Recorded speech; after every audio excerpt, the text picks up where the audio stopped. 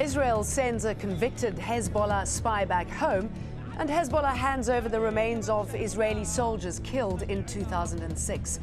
The swap is fueling speculation about a larger deal that could see the return of 2 Israeli soldiers. But what price must both sides pay in return? This is Inside Story.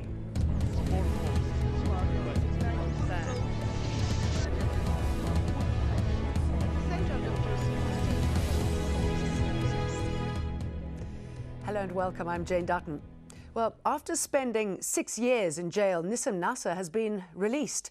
He's a naturalized Israeli citizen born in Lebanon, was convicted of spying. His release comes just days after Hezbollah's leader Hassan Nasrallah spoke about plans for a series of prisoner exchanges. Amin has the story. Nassim crossed the Israeli-Lebanese borders a free man after 6 years in Israeli prisons. He was received by his mom's tears and endless hugs from his family. Hezbollah organized a festive welcome ceremony for him. Lebanese, Palestinian and Hezbollah flags flying just meters away from the Israeli borders.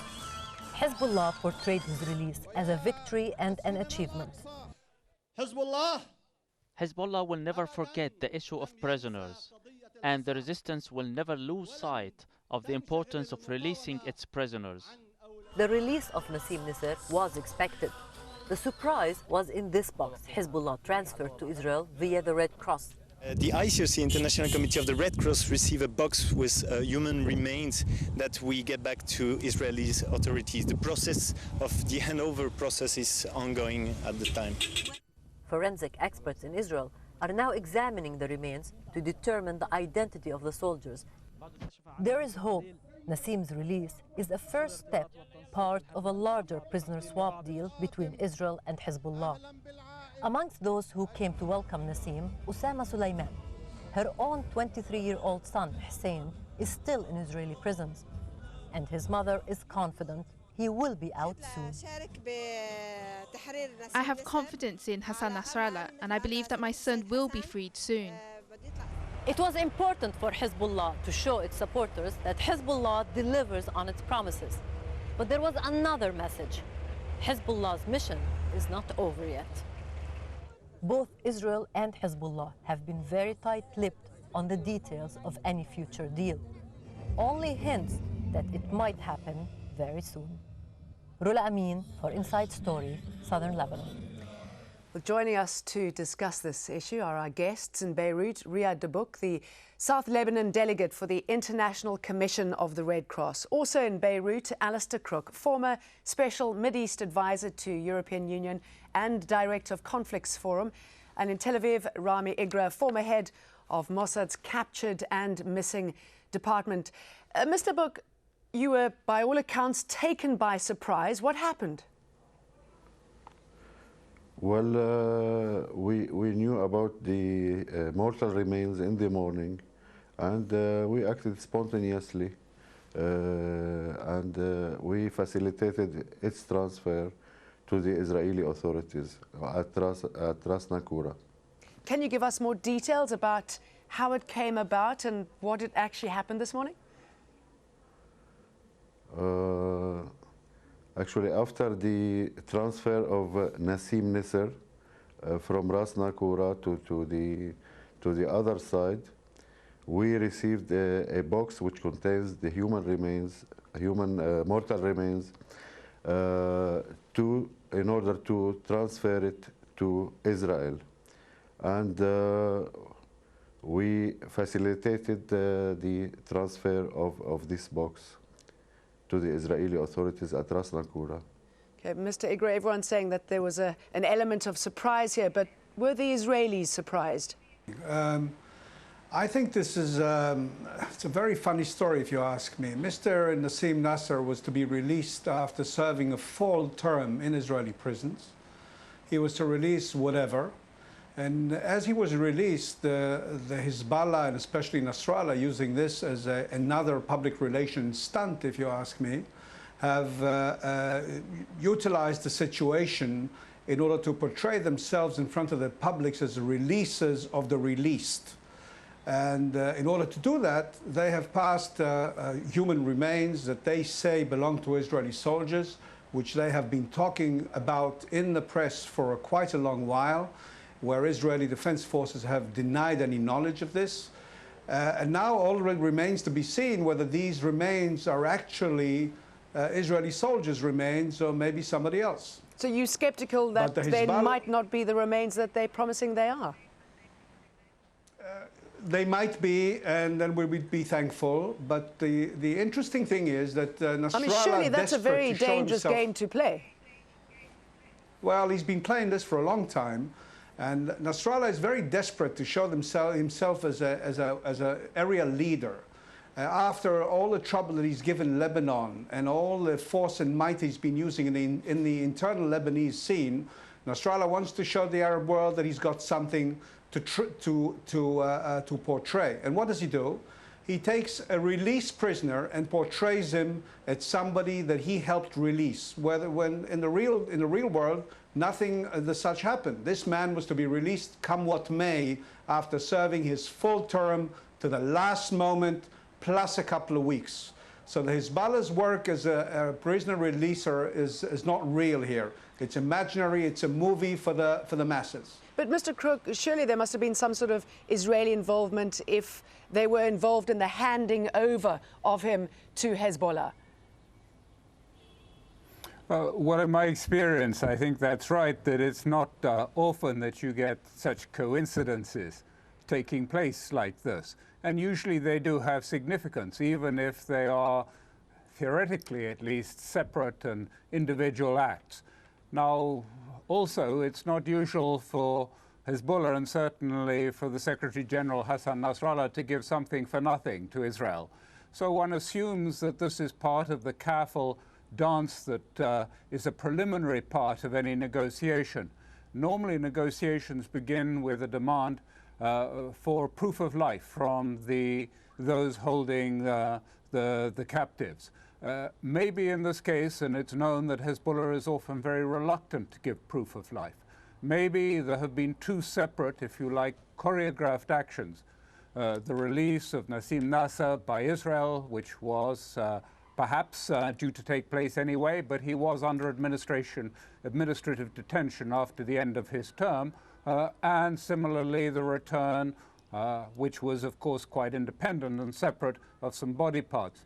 Maybe that is intended to give the confidence, to show good intent, to show seriousness that will enable the next stage of the process to proceed without the usual confidence-building measures of a proof of life taking place in advance. Mr. Igri, if these body parts do indeed belong to Israeli soldiers, what is the value of returning body parts back to Israel? I'd like to relate to what Mr. Cook said first. I think that the value here for Nasrallah is the public relation coup. He has shown the public that he is the freer of prisoners in Israel. It is a very important role for him to play. And even if he plays it with himself, as long as the public agrees or believes in it, it's good enough for him. As to the body parts, it is part of Israel's commitment to its soldier is unquestionable. We will bring our soldiers home, whether they're dead or alive, come what may. It is part of our belief and part of our national security policy. And any body part that returns home to Jewish graves in Israel is very important to us, and especially to the families that it relates to. But I do not think that this is a confidence-building measure. It's not related to anything else. And the confidence, as far as the Regev and Goldwasser deal that is to be conducted in the future, is really lies in the price that Nasrallah wants. Nasrallah, up to now, trying to be a Middle Eastern leader, has asked for prices that Israel cannot relate to. He wants Palestinian prisoners to be released, and this will not happen. It's also very significant that Hezbollah is involved in this and not the Lebanese government. No, it's not significant. Hezbollah rules Lebanon, and of course it's the one that has kidnapped these soldiers. If you ask me, the people who are really involved behind the scene here are the Iranians, and Nasrallah does whatever he's told, and he has been told to show himself as a strong leader and as a freer of the prisoners in Israel.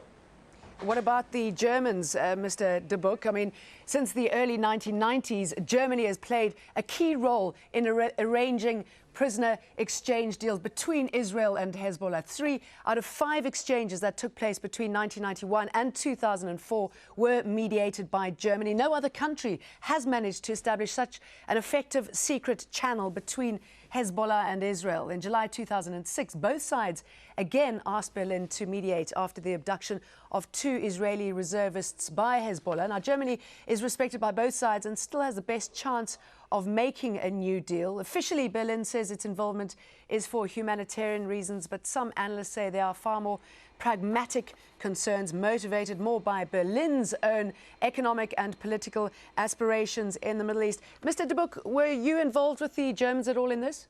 Actually, we were never involved in the negotiations. We are working as a neutral intermediary which is ready to facilitate the handover or transfer or exchange of prisoners between the 2 sides of the border. Mr. Crook, what is Germany getting out of their involvement in these negotiations? If I may, I'd just like to comment back on what was said earlier by your commentator from Israel about the needs of Hezbollah. I think that Hassan Nasrallah's popularity in South Lebanon is already so well established that I can't imagine that there's much need for him to show his credentials by bringing back one. He's certainly not desperate to increase his popularity. It couldn't really be much higher in South Lebanon, and indeed it's very high throughout the region. I think Germany's involvement in this has actually not been that straightforward and not been that easy for them.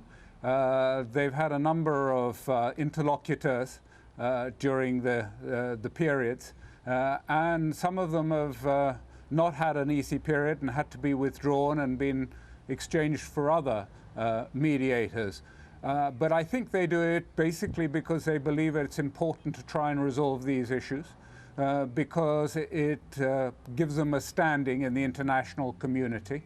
But I think just to be clear, I think there's absolutely no case of them using this exercise to widen it into other issues. If you like to become part of a political process or a peace process, it's really just not practical in these sort of negotiations, really to try and do that.